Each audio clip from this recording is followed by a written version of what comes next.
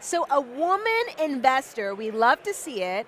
A lot of industries have gender disparity. We don't see women in the industries as much, and we know statistically that when women get involved in these businesses, they take off faster.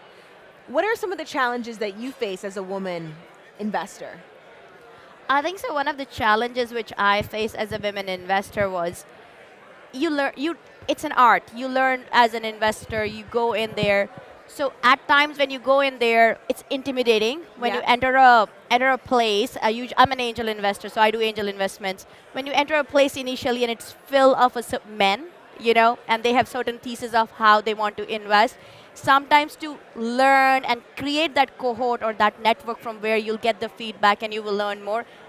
Initially, it was inhibition Yeah. that comes because it is not a gender neutral place. Yes. Am I right? There is one gender which is typically dominating the place.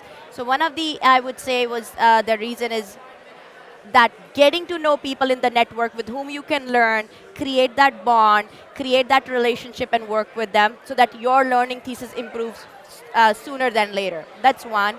Secondly, I think so another challenge as a women investor that you face is uh, if you're trying to put a fund together, and I've seen that bringing the community together to believe in you, to see that yes, you can do it, you have done it, that's a little bit more challenging. You have to prove yourself a little bit extra before you can get people around you to put that fund or anything together. In this industry, what are some stereotypes that you see towards women that you're like, no, this isn't true, this isn't real, I can prove you wrong? I would say that I've been lucky so far because my Yeah. angel investing journey started in Toronto, and I would be honest, I haven't come across any of that kind of behavior that they had bias toward women. In fact, most of the people have been welcoming and they have been trying to teach Wow. you. So that's my experience in Toronto. I don't know about other cities how it plays out, Yeah. but in that case, Toronto has been pretty welcoming and hasn't felt. As long as you have money and you're ready to invest, people are there to help you to make right decision about it. Yes. What is the deciding factor that makes you want to invest in an idea? Everybody has their own investment thesis where they want to invest and how they want to invest. For me, what makes is that I understand the problem. Do I really understand what they're trying to achieve?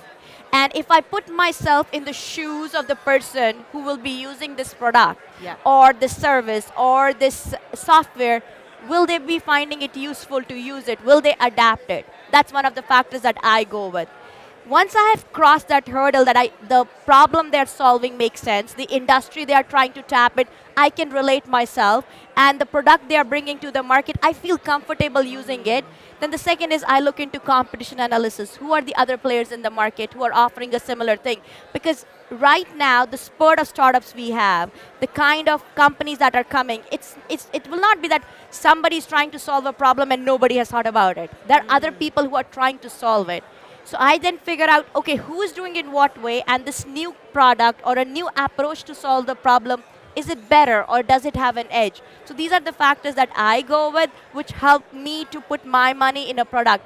Third, the most important thing for me is who's the founder is. The person who's going to drive this vision and mission, how committed they are, their passion, their understanding. Startups will make and break depends on who is leading the show and who is the founder. So these are the 3 or 4 things that I look into before I decide whether I want to commit to my money to this company or not. So the 4 things you listed, would you say those are your check boxes? Do all 4 have to be checked off? Usually they all have Yeah. to before checkbox. If somebody is solving an amazing problem but the founder is not committed, it's not going to work. Some of the time the founders are totally driven, but what they're solving does not make sense to me, it's not going to work. So yes, you're right. I need all 4 of them to be met before I will say I feel comfortable putting my money. But you're always taking a chance when you're investing. It's a high-risk business. Yeah. You go with the risk. If you have the risk appetite, you go ahead, but that's how it works for me. Yeah. How much time do you usually take before you get introduced to a new idea and then decide I want to invest in it? Because some people take a really long time to, push the button. Other people are like, they feel it in their gut immediately and they want to go for it. But what's your time I'll frame? put myself in the latter category. Yeah. Because I always have a feeling I'll miss the opportunity. Yes. Am I right? Yeah. Industry is changing, ideas are changing, founders are changing. So for me, less of a time factor, more important is what I'm listening to, what I'm hearing, and I really do believe in it. That's awesome. That's Thank you how for it your is. time. My pleasure. Pleasure Thank speaking with you. you. Thank you.